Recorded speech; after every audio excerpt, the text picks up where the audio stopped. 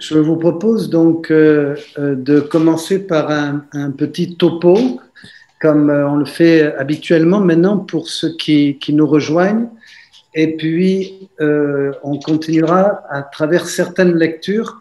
Je pense que vous avez dû recevoir certaines de ces lectures dans le WhatsApp. Alors, mon plan est un peu en trois parties. D'abord, comment dire, je dirais, comprendre le plan de Dieu, quel était le plan divin, l'intention divine au départ, et comment l'humanité du Christ, donc la rédemption, et la raison pour laquelle la rédemption s'est accomplie, donc rétablir le règne de Dieu, ça c'est un peu ma première partie. Ensuite, je dirais ce que fait Jésus, ce qu'il nous demande de faire, comment participer, comment vivre dans la vie, de cette vie divine qui est la divine volonté. Et puis la troisième partie qui est liée à la seconde, c'est un peu comment dire la mise en pratique de ce faire, de ce faire qui est vivre avec Dieu, qui est l'abandon. J'aimerais avec vous traiter de cette manière dont Jésus parle de l'abandon dans le livre du ciel. Voilà, l'abandon. Alors, donc cette dernière partie. Alors, l'intention de Dieu. Bien sûr, Dieu a une intention quand il crée. Dans le catéchisme de l'Église catholique, on dit que, on redit que l'intention de Dieu, que Dieu crée dans un geste d'amour, de providence, il a déjà la pensée de l'homme. Voilà ce que Jésus dit le 18 mars 1923. Tu devrais savoir qu'en créant l'homme, c'était notre intention qu'il vive dans notre volonté et qu'il prenne ainsi ce qui est à nous et vive de nos moyens, changeant en autant d'actes divins les actes humains qu'il accomplirait. Donc, pour résumer, l'intention divine de Dieu en créant l'homme est très claire, qu'il vive de cette vie divine, qu'il soit rempli de cette vie divine. Ça, c'est vraiment cette intention. Un autre passage, le 30 octobre 1924, au tome 17, suite à une question, Louisa s'interroge sur la création et Dieu répond, ma fille, toi, entre dans mon amour et n'en sors pas. Reste-y pour bien comprendre que j'ai aimé les créatures. Quand la divinité les a créées, elle se proposait de les aimer toujours. La divinité se proposait d'accompagner les créatures. Vous voyez, pour comprendre que le projet de Dieu dit simplement, Dieu a toujours souhaité aimer, il aime la créature. Alors vous allez me dire, c'est pas une lumière ce que je vous dis, mais quand même, on a besoin de bien intégrer ça. Donc la seule raison, toute la création est ordonnée et à travers cet amour de Dieu pour la créature. Donc là, Jésus explique, il lui dit, à l'intérieur, à l'extérieur d'elle, la divinité se proposait de les accompagner, c'est-à-dire les créatures, par un acte d'amour incessant, toujours nouveau. Je puis dire, dit Jésus, que chaque pensée, chaque regard, chaque parole, chaque respiration, chaque battement de cœur, etc., des créatures était accompagné par un acte d'amour éternel. Vous voyez, vous pouvez retenir ça déjà pour bien resituer, un acte d'amour éternel. Mais bon, ça n'a pas été comme l'homme voulait, comme Dieu voulait, puisqu'il y a eu cette rupture.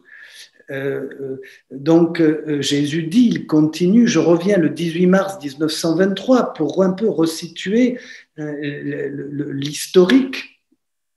Mais l'homme a voulu vivre, dit Jésus, dans sa propre volonté, par ses propres moyens. Et dès lors, il s'est exilé, dit Jésus lui-même, de sa véritable patrie et de tous les bienfaits qu'elle comporte. Vous voyez, c'est intéressant cette remarque parce que ça montre bien qu'il y a une patrie qui est la nôtre. Je pense à une parole de Thérèse de l'Enfant Jésus qui parlait du ciel, enfin comme sa patrie, la patrie propre de l'homme. C'est une image, mais ici Jésus reprend cette même parole. Il s'est exilé de sa propre patrie. Donc nous pouvons entendre que la vie divine, la vie avec Dieu, la vie dans la divine volonté, et notre propre patrie. Voyez, c'est pas, comment dire, un plus comme ça, un extra.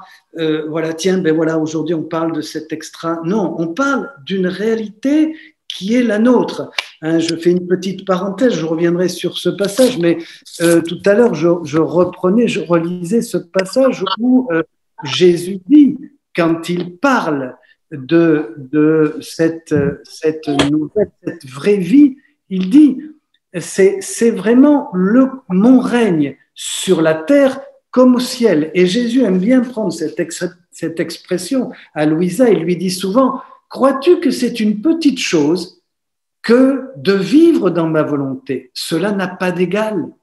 Pas plus qu'il y a de sainteté qui s'en approche. Retenez bien ce passage. Vous voyez, ça n'a pas d'égal. Il n'y a aucune sainteté qui s'en approche. Cela n'est pas une illusion, dit Jésus non plus. Cela n'est pas une invention. Voilà. Hein? Ma volonté éternelle devient la volonté de l'âme.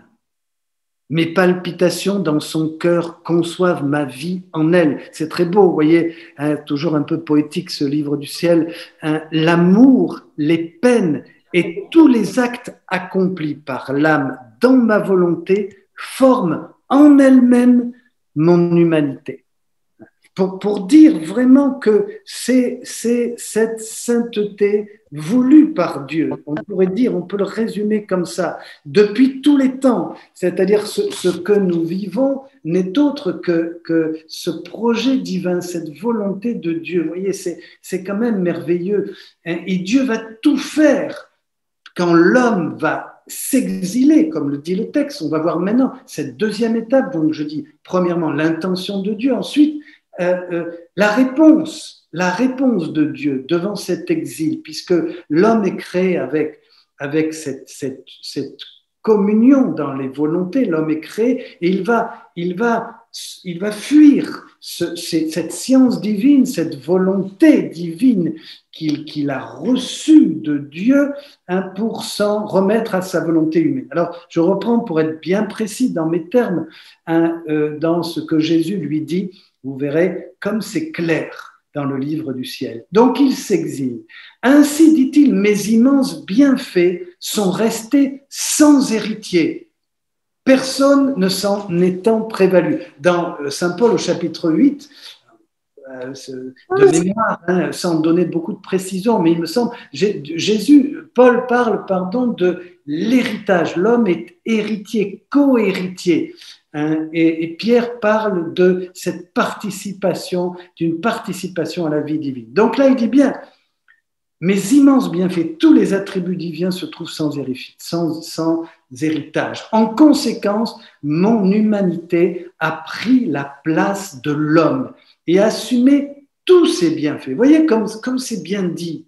On se dit, bon, Jésus vient sauver les hommes, c'est le Rédempteur, on a notre jargon, notre vocabulaire. Et là, évidemment, le sens de la rédemption, de la venue de Jésus, mon humanité, dit Jésus, a pris la place de l'homme et a assumé tous ses bienfaits en vivant chaque instant dans l'éternelle volonté. Alors, là, je cite. On est toujours le 18 mars 1923. Et donc là, il précise ce qu'il fait à sa naissance toujours demeurer rattaché aux éternels baisers de la volonté suprême, ainsi a pris possession de tous les bienfaits que l'homme ingrat avait refusés. Donc, l'homme s'exile, il laisse tout. Jésus, dans son humanité, reprend tout, pas pour lui-même, mais en reprenant tout ce qui appartient à l'homme créé, justement, il lui redonne sa stature, ce pourquoi il a été créé. Je continue. Ma fille, mon infinie sagesse t'a abondamment parlé de ma volonté, pas seulement pour t'en informer, mais aussi pour te faire vivre en elle et te faire prendre possession de tout, pas seulement pour elle, mais aussi pour tous ses frères. J'ai attendu bien des siècles, de nombreuses générations ont passé, et j'attendrai encore. Mais l'homme doit revenir vers moi sur les ailes de ma volonté d'où il provient. Donc, l'attente qui est liée au Christ. Alors là, la venue du Verbe va être donc la réponse de Dieu. Quand Dieu décide quelque chose, dit Jésus à Louisa, rien ne l'arrête. Il demeure inébranlable. Voilà pourquoi, dans un autre excès d'amour, le premier excès d'amour, c'est la création, un autre excès d'amour, c'est la rédemption, le Verbe du Père, je suis venu sur la terre. J'y ai revêtu la nature humaine et accueilli en moi-même tout cet amour qui remplissait le ciel et la terre, dans le but de donner à la divinité un retour pour tout cet amour. Bien sûr, puisque l'homme créé par amour avait été créé dans le but de quoi? Dans le but de rendre à Dieu tout l'amour qu'il pouvait vivre. Cette correspondance d'amour. Jésus dit souvent dans le livre du ciel qu'il attend cette correspondance et que la création de l'homme est pour que Dieu ait cette correspondance continuelle de son amour. Voilà la vocation de l'homme. Donc, Jésus vient et il va refaire tout cela. Il va permettre à l'homme de vivre pleinement dans cette correspondance. Je cite, « Je me suis constitué amour pour chaque pensée, chaque regard, chaque mot, chaque battement de cœur, chaque mouvement, chaque pas de chaque créature. » Voyez, c'est beau et c'est simple. On comprend bien que Jésus va tout refaire et continue de refaire. Donc, chaque fois que dans notre prière, nous nous unissons à Jésus, nous permettons au Rédempteur de continuer son œuvre. Voyez, nous lui permettons de continuer son œuvre dans nos pas, dans nos pensées, dans nos paroles. On y reviendra ça dans cette fusion. Chaque pas, ainsi même dans ses fibres les plus intimes, mon humanité fut pétrie par les mains de l'éternel amour de mon Père. Voilà. Pour qu'elle ait la capacité de porter en elle tout cet amour, inondant le ciel et la terre. Donner, voilà, on en vient donc au but, donner à la divinité un retour d'amour de la part de toutes les créatures. Et que je puisse me constituer amour pour chaque acte des créatures. Voyez, c'est permettre à Jésus, permettre au Christ. Si nous refusons au Christ cette possibilité, nous laissons Jésus encore en agonie. Écoutez bien ce très beau passage, pardon si c'est un peu, on entre plus maintenant dans l'intériorité de la vie divine de Jésus, parce que la vie dans la divine volonté, c'est découvrir la vie intérieure, la vie divine de Jésus dans son humanité.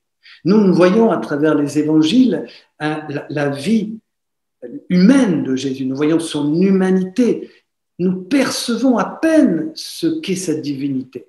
Des fois, nous disons, ah ben tiens, voilà, là, il est vraiment Dieu, il fait des miracles, telle ou telle chose, mais nous percevons vraiment très peu. Le livre du ciel nous révèle vraiment la vie intime, la vie divine de Jésus dans son humanité.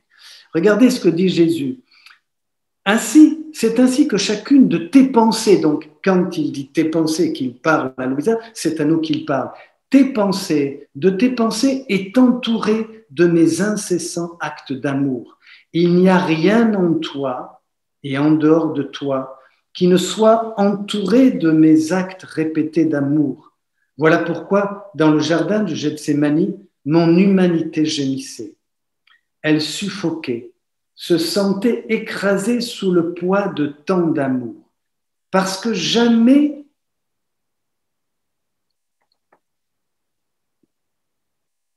je n'ai aimé de cette manière-là. Ces peines d'amour sont les plus amères, les plus cruelles. Ce sont des peines sans pitié, plus douloureuses que ma passion elle-même. Et là, il nous dit, écoutez bien, vous pouvez bien souligner cette parole, parce que là, on a vraiment, on a la parole qu'on attendait devant cette douleur. Oh, si les âmes m'aimaient, le poids de tant d'amour deviendrait léger. Car quand l'amour reçoit un retour d'amour, il est désaltéré par l'amour des êtres aimés. Vous voyez, Jésus, finalement, la plus grande douleur et sa passion va être cette douleur d'amour. Et donc là, évidemment, la seule supplique qu'il puisse laisser à Louisa, et donc nous laisser et nous le dire, c'est comme un gémissement, c'est comme une plainte, si vous voulez, même si le mot convient plus ou moins. Mais bon, oh, si les âmes pouvaient m'aimer, si les âmes m'aimaient, le poids de tant d'amour deviendrait léger. Ça veut dire que notre amour, des fois, nous le dit, une personne me disait l'autre jour en lisant ce passage, elle me dit, oh, je suis indigne. Et des fois, nous en restons à un ressenti d'indignité, évidemment, quand on lit des passages comme ça, à tort, parce que nous nous fixons sur ce que nous voyons de nous-mêmes ou sur notre ressenti. Or, dans la vie, dans la divine volonté, on n'est pas dans le ressenti, on est dans un acte de foi continuel, où en continu, on essaie de nous unir, de s'unir à Jésus, pour que lui-même, justement, puisse vivre et continuer sa vie en nous. Et on n'est pas dans le ressenti. C'est bien malheureux, mais on peut ressentir une paix, mais on ne sera pas dans une émotion particulière. Donc parfois, on va se tromper, s'égarer, je vais y revenir, quand on se fixe trop facilement sur ce que l'on ressent, sur ce que on peut vivre. Encore une fois, la vie dans la divine volonté n'est pas un changement d'acte, mais un changement d'intention. C'est notre intention d'appeler Dieu en nous, d'appeler la vie divine en nous pour qu'elle vive en nous, qu'elle agisse en nous. Alors, donc, voyez, on a vu donc un peu maintenant la création de Dieu, l'intention divine, la rédemption. Voilà ce que Jésus va faire. Il va prendre sur lui, il vient revivre toute notre vie. Rappelez-vous, tout est dit dans le catéchisme de l'Église catholique au chapitre 521. J'ai cité plusieurs fois ce texte, mais c'est vrai que c'est une référence avec mes confrères. Je reviens toujours parce qu'il faut être précis, et donc sur ce passage. Alors, on a donc la création, on a l'œuvre de la rédemption avec Jésus-Christ, et on a ce que Jésus va appeler ce troisième saut de notre volonté, si on peut dire. Premier, la création, la rédemption, le troisième saut, ce troisième fiat. Donc, on a ce texte très beau au tome 16, le 6 décembre 1923, et comment Jésus va enseigner à Louisa, et donc nous enseigner à vivre dans la divine volonté.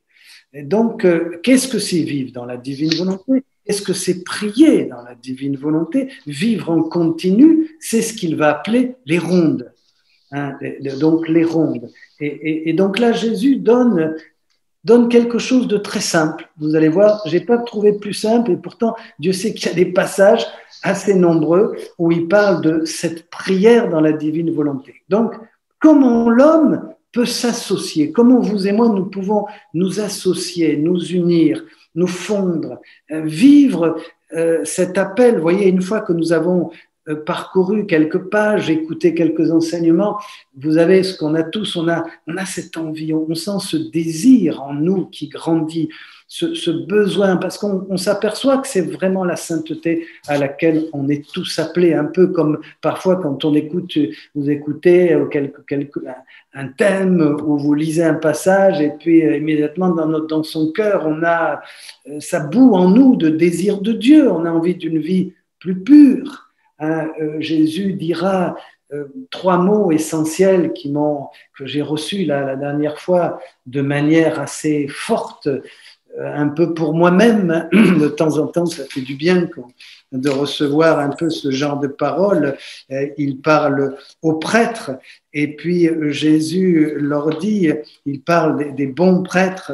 Est-ce que j'en suis? Je ne sais pas, mais en tout cas, je retiens ces paroles que j'ai prises un peu en pleine figure, là où il dit, j'aimerais bien, il dit, mais ceux-là, ils se débattent pour une vie plus simple. Retenez ça, c'est valable. Jésus parle aux prêtres, mais c'est valable pour nous tous. Et il dit, plus simple, plus dévoué et plus pur. Vous avez ça le 28 janvier 1911, au tome 10, 28 janvier 1911.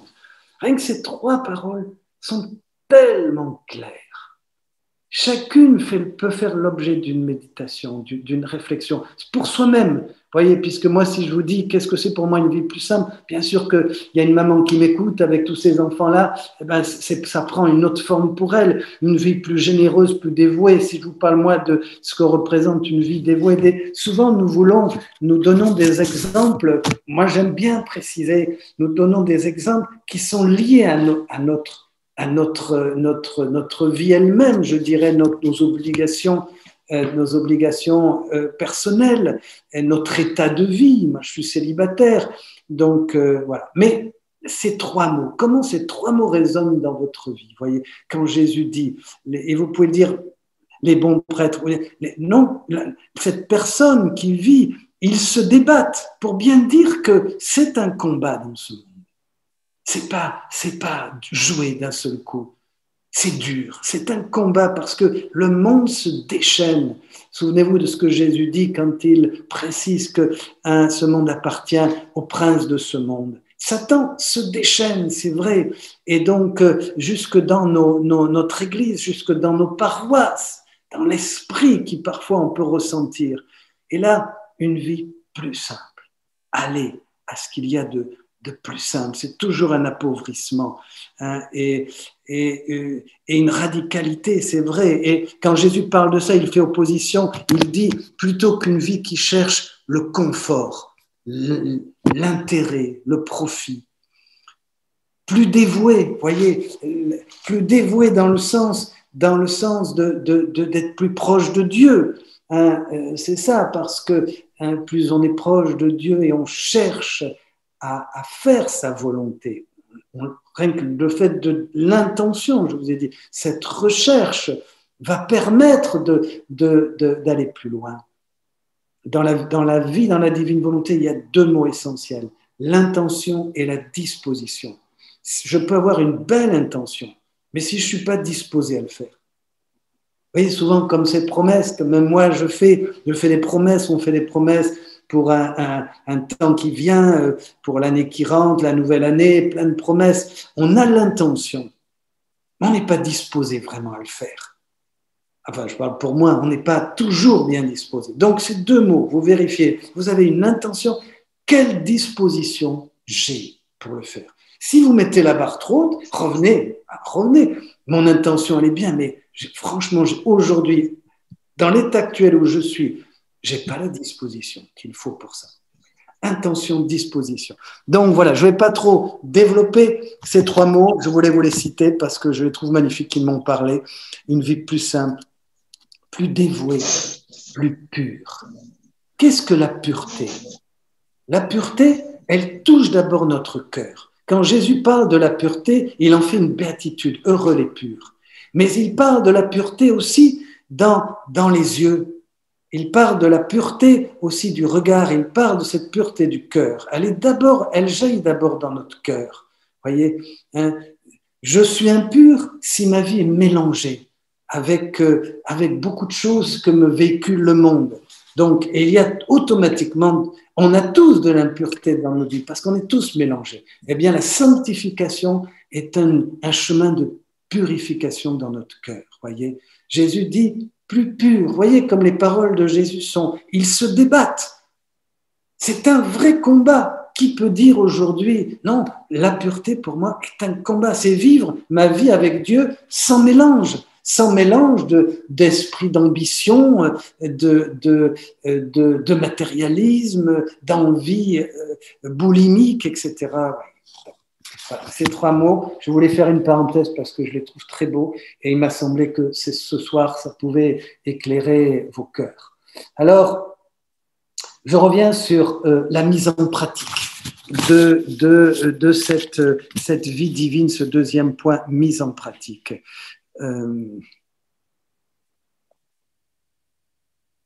Voilà ce que dit Jésus. On est le tome 16, 6 décembre 1923. Il s'agit d'un 3e mandat qui doit être rempli et c'est à toi qu'il incombe. Alors là, quand Jésus dit ça, pensez que c'est à vous qu'il parle. Donc, car vous vous dites, quand même, un 3e mandat, oh là là, ça, c'est vrai que là, on peut commencer à s'inquiéter. Mais Jésus nous demande ça, Jésus nous le demande. C'est pas un luxe, encore une fois.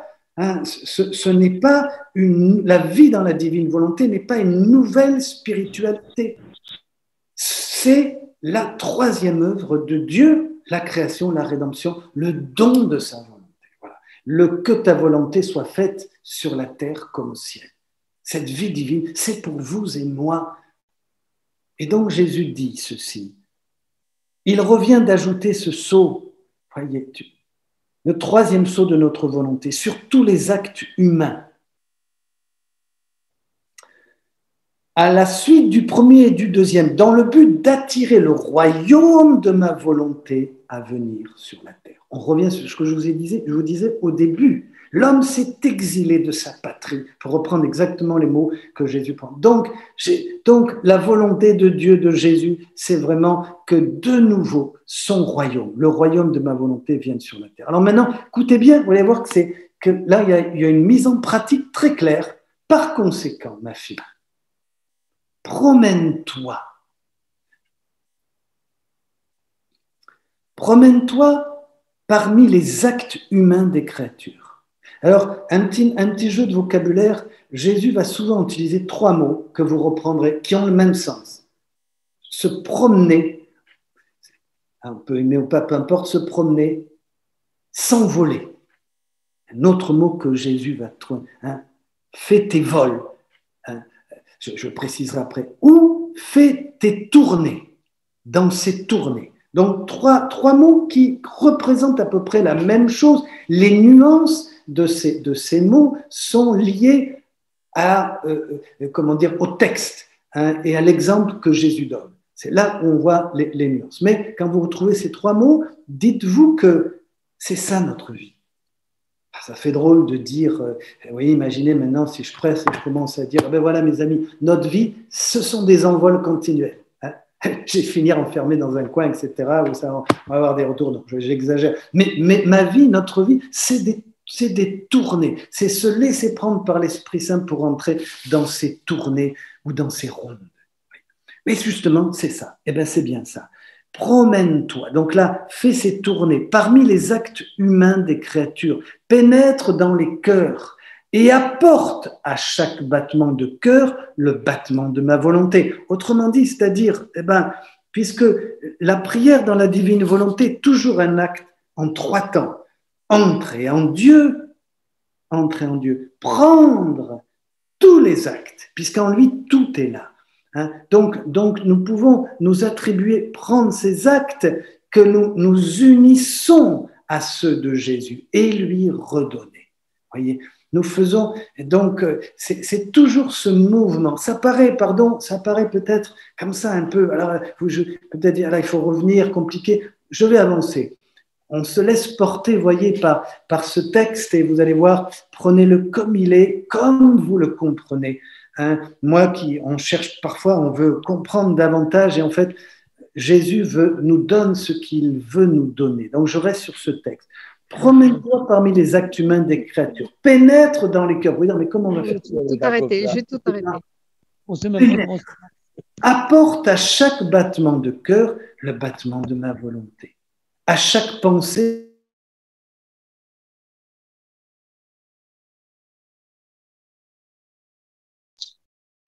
voilà, vous m'entendez maintenant.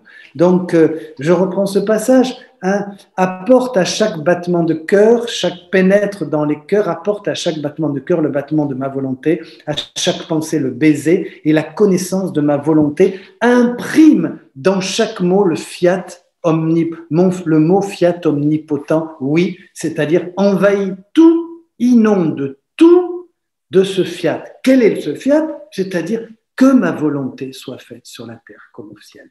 Que mon royaume puisse venir sur la terre.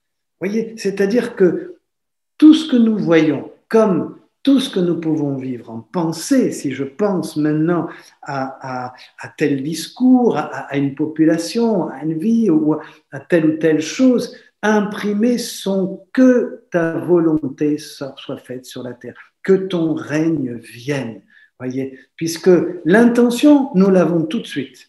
L'intention, elle est tout de suite donnée dès que nous l'avons. Donc, on n'a plus après qu'à mettre une mise en pratique. Une mise en pratique, toutes les paroles, toutes les pensées, tout ce que nous pouvons regarder, entendre, voir, voyez, l'unir. C'est notre intention de l'unir dans la pensée, dans les actes de Jésus. Nous faisons ça très simplement, voyez, ça ne nécessite pas un calcul. Je continue, vous allez voir, Jésus éclaire sa pensée. Pourquoi? J'essaierai, moi, d'expliquer ce que Jésus lui-même explique ici dans ce tome 16. Ton Jésus ne te laissera pas seul dans ses tournées. Ça c'est vraiment consolant. Vraiment consolant. Parce qu'on peut se dire, oh là là, mais c'est compliqué, mais non, ton Jésus ne te laissera pas seul. Il t'assiste et te guide en tout. Pendant qu'il disait cela, je continuais mes envolées. Vous voyez, pour dire que Louisa, elle ne s'embarrasse pas. Jésus lui parle et elle continue. Elle continue, je continuais mes envolées, visitant toutes choses, chaque personne. Mais qui pourrait dire ce que je fis? Seulement Jésus peut le dire. Alors, oui, là, je m'arrête parce que ça aussi, c'est important pour nous. On veut tout de suite circonscrire les choses, comprendre. Elle-même reconnaît son impuissance. Vous allez vivre, et vous et moi, nous vivons des moments dans la divine volonté, des tournées. Nous embrassons tous les actes du monde, nous les présentons à Jésus, nous réparons quand nous voyons des choses qui sont dures, difficiles, qui nous blessent et blessent le cœur de Jésus. Nous les unissons par le sang de Jésus, nous faisons couler son sang de Jésus, et avec son sang de Jésus, nous disons, Seigneur, que vienne ton royaume. Vous voyez, tous ces actes tout simples, nous ne ressentons rien. Nous sommes dans la foi, dans cette vraie pauvreté du néant que nous sommes et qui va permettre vraiment à Jésus d'accomplir, de faire tout ce qu'il veut faire. Ce sera mon dernier point qui est comment l'abandon. Peut-être ce qu'il y a de plus dur dans cette vie humaine que nous vivons esclaves de notre volonté humaine. C'est-à-dire que nous avons tellement vécu d'actes, où régnit notre volonté humaine. J'ai envie de ça, je le fais, je vais le faire. J'ai envie de ça, puis j'ai envie de ça. Donc Jésus dit, tu ne seras pas seul. Et Louise a dit, pendant qu'il me parlait, visitant toutes choses, chaque personne qui pourrait dire tout ce que j'ai vécu. Seulement Jésus peut le dire, lui qui me fit faire tout cela. Vous voyez, que ça nous rassure. Hein, nous ne le saurons jamais. Seul Jésus peut nous le dire parfois. Ainsi, je passais toute une nuit avec Jésus et pendant que je me déplaçais, je lui apportais tantôt toutes les pensées, tantôt tous les mots. Vous voyez, c'est pas compliqué. Autrefois, j'avais une insomnie, et puis je me dis, mais tiens, pourquoi je dors pas? Alors je me suis, et puis ça m'est venu, mais si Dieu le veut, si Dieu permet ça, toutes les pensées en ce moment, que je peux m'unir à toutes les pensées et les unir à la pensée de Jésus. Voilà ce qu'elle fait. Je les lui ai apportés, tous les mots, tantôt tous les travaux, tous les pas, tous les battements de cœur, imaginez, couverts de sa volonté, évidemment, couverts de sa volonté. Et Jésus recevait tout avec amour et festoyait.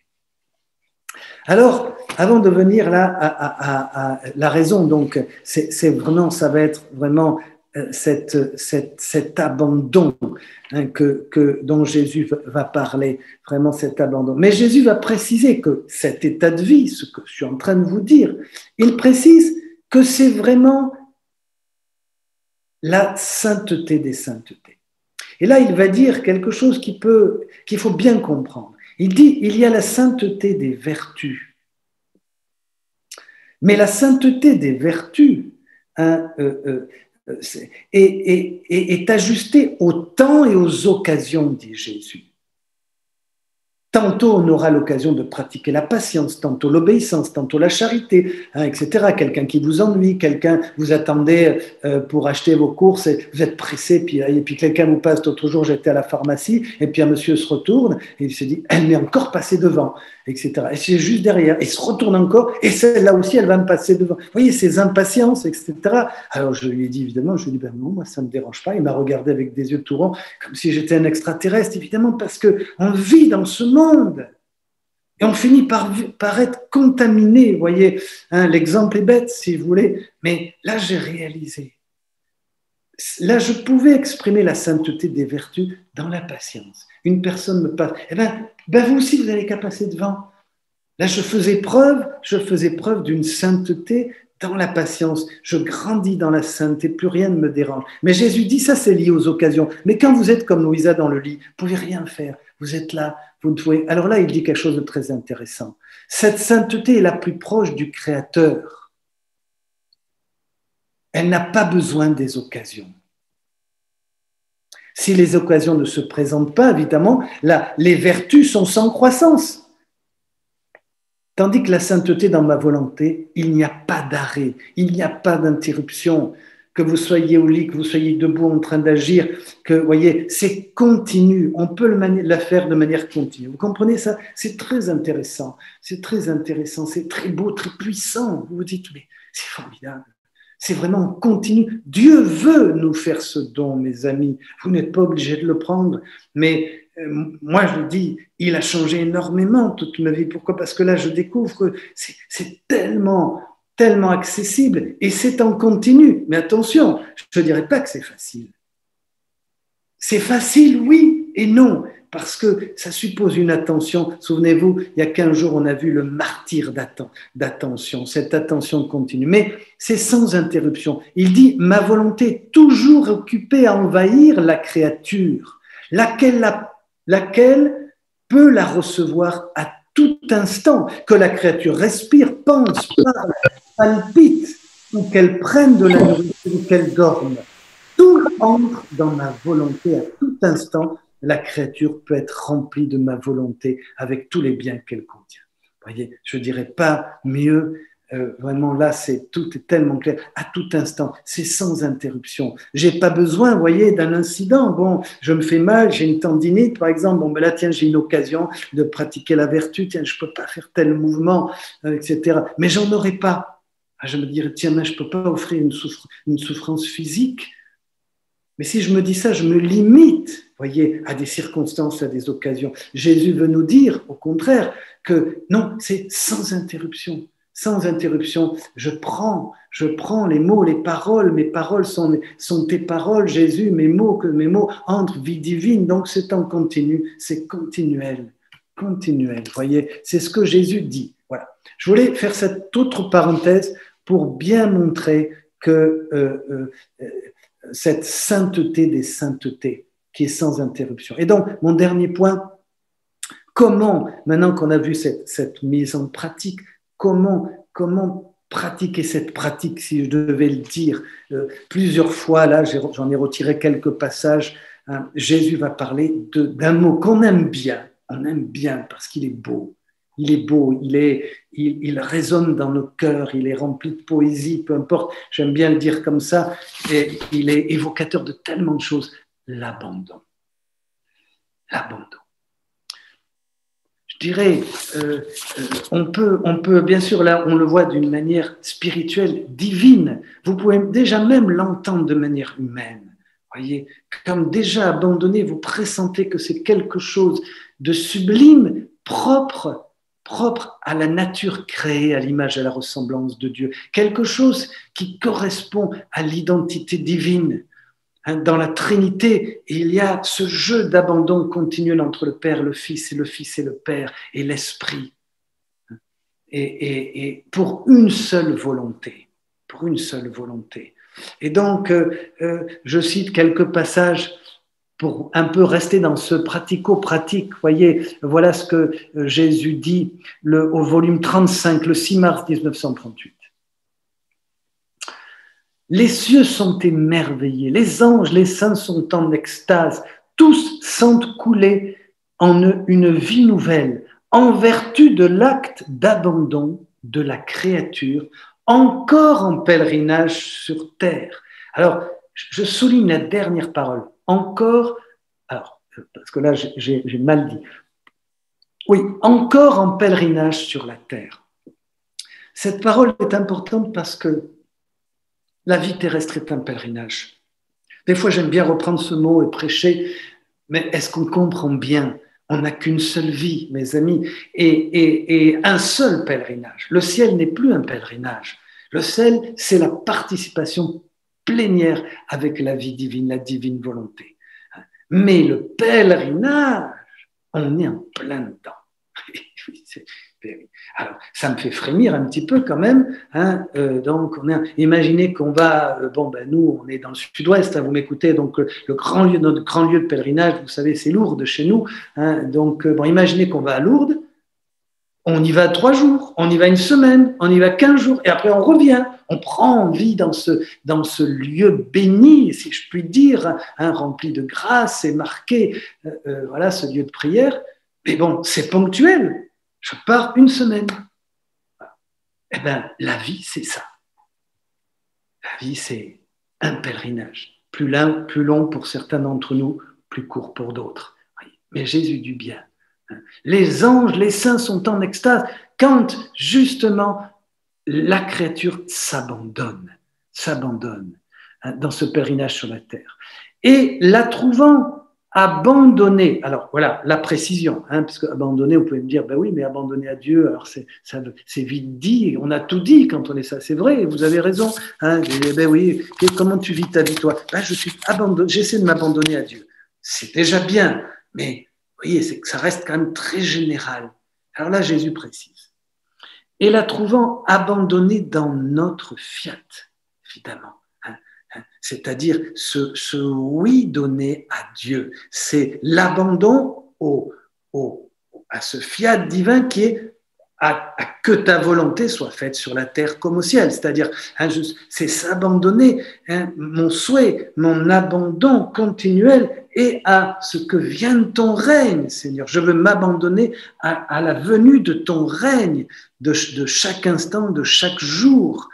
À ta volonté divine agissant dans ma volonté humaine, voyez, œuvrant dans notre volonté humaine. Alors, je continue, parce que là, j'ai fait une parenthèse. Jésus dit, nous trouvons que nous pouvons faire tout ce que nous voulons. Quand l'âme est abandonnée, elle se prête entièrement à notre pouvoir. Nous commençons alors notre travail et formons dans son âme de nombreuses petites fontaines d'amour, de bonté, de sainteté et de miséricorde. Vous voyez comme c'est beau, comme c'est beau. Ça veut dire que, moi, j'ai trouvé un titre à ce passage, je dis que, c'est moi qui dis ça, donc prenez-le avec réserve, je dis que l'âme abandonnée à la divine volonté, à Dieu, à la vie divine, devient une fontaine d'amour, de bonté, de sainteté et de miséricorde. Mais attention, une fontaine d'amour pour Dieu. Nous, souvent, nous sommes tellement dans fontaine d'amour pour les hommes. Oui, d'accord, mais c'est d'abord pour Dieu. Dieu veut, c'est ça que nous avons dit. Il veut que nous soyons une fontaine d'amour pour lui. Dieu nous aime comme ça, cette correspondance, voyez. Bien sûr qu'il y a un jaillissement, Jean chapitre 7, versets 32-37, et de son cœur jailliront des fleuves d'eau vive. Ça peut nous donner à comprendre aussi. Et là, Jésus continue. De cette manière, lorsque notre amour veut aimer, nous mettons en mouvement ces petites fontaines d'amour que vous et moi, nous sommes, avec notre souffle omnipotent, l'Esprit Saint. Et elle, nous aime en laissant tant d'amour s'écouler de la fontaine au point d'inonder la cour céleste tout entière. Nous devenons une fontaine d'amour pour Dieu, parce que qu'est-ce que veut Dieu? Quelle est son intention? C'est recevoir de l'amour, c'est sa joie, son bonheur, le ciel.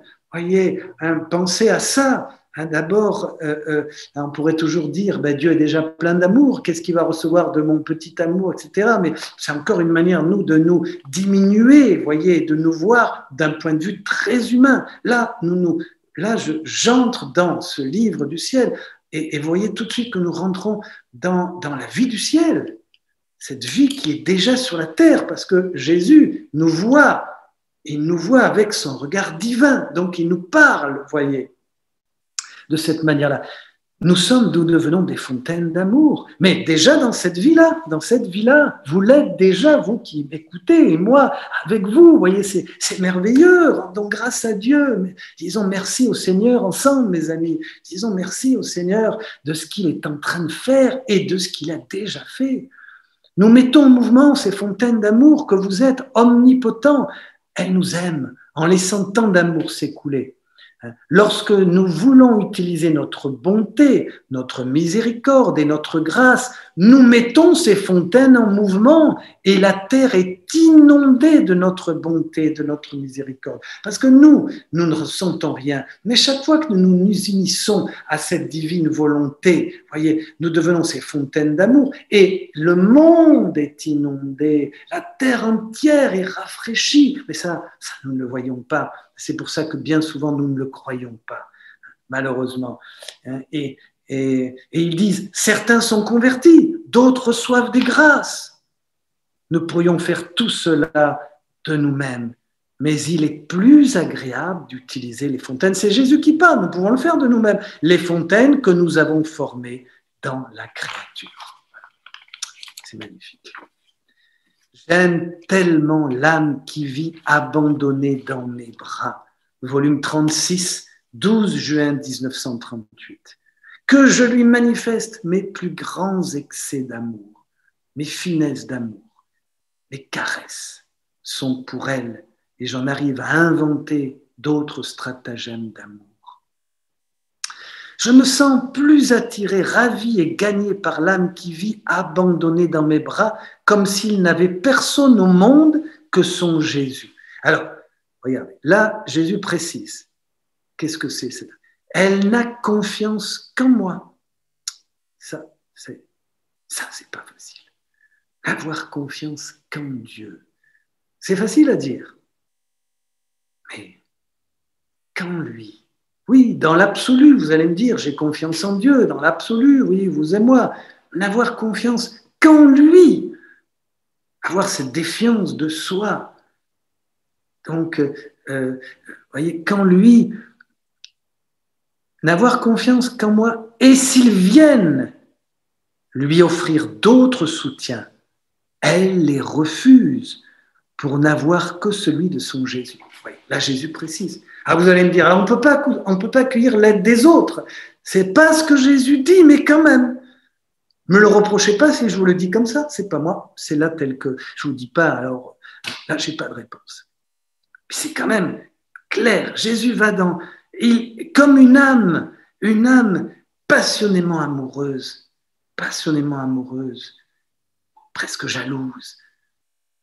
Elle les refuse. Elle refuse pour n'avoir que celui de son Jésus, qui la tient serrée dans ses bras, la défend et veille à tous ses besoins. Attention, tous ses besoins.